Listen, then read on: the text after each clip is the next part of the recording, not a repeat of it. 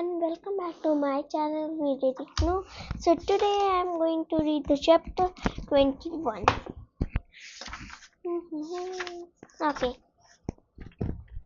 The noise was being made by one of the motor cars operated by a human. It was a warning sound. 2 or 3 seconds. It is not long enough for me to notice everything at once. Some of the observations have been pieced together later, based on my recollection of what happened. In front of the car, looking out of the big glasses window screen, was a human, her eyes wide and her mouth full open in what I guess now was staring. The motor car was traveling quite fast, and it was very close to a young human. The boy was facing away from the motor car. I believe the first time he saw it when we did. He turned his head to the sound that motor car was making. Kalyan and I both gasped. The motor car was surely going to hit the boy. He seemed unable to move, and the car hurtled towards. Then there was a blur of movement. From nowhere, it seemed to me at the time, a figure appeared. Another human who ran in front of the motor car and pushed the boy out of the way. There was a thud as the front of the vehicle hit the person who had pushed the boy. Her body jerked upwards and onto the front of the car, hitting the big glass window hard with her skull, and then rolling off, landing at the side, a jumbled heap of clothes and limbs. Other humans screamed and ran towards them. Then the motor car carried on and smashed into the wall. A few seconds later, a woman was operating it and staggered out, falling and crying. It was very different from the movie we had just seen. Kalyan and I watched dumbfounded. A small crowd had gathered. The boy helped to his feet seemed unharmed. The woman who had seen him, however, had not moved. One of two assistant advisors, the assistants who act like guards and guides, had ambled over and take out the healing stick. But it was difficult to see what was happening.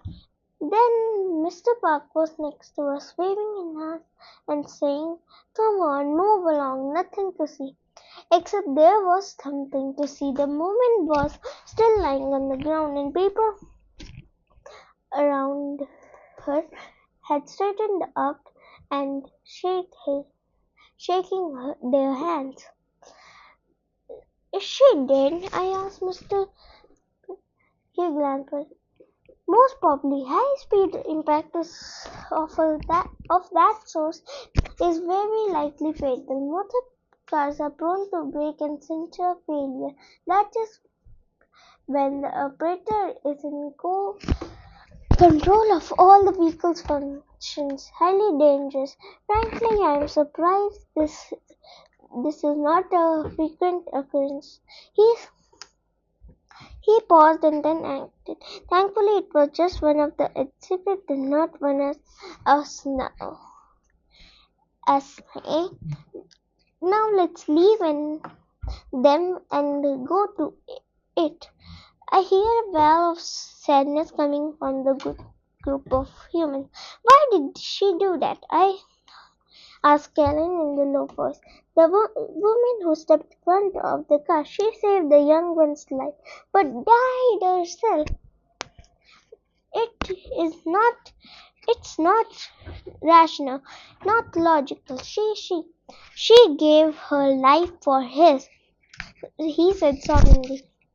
"It is the same reason they laugh and cry. I think they feel things very deeply.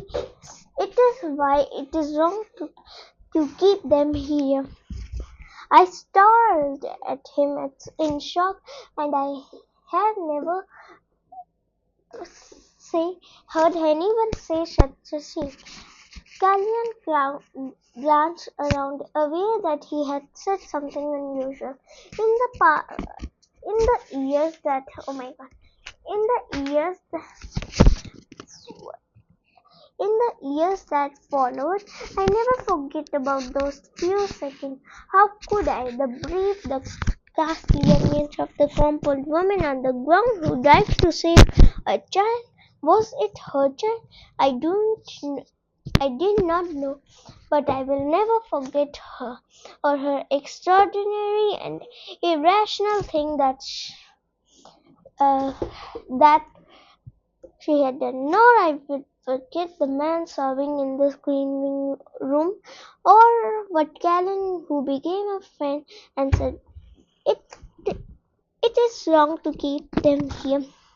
That day was what led me to the decision I eventually came to, that I would help the originals, that I would that I would return them to Earth where they belong. Okay, so this was the story. I hope you like my video. So bye. Subscribe my channel and like this video. Also, bye. Okay, bye. Bye. Okay, bye. Yeah, bye.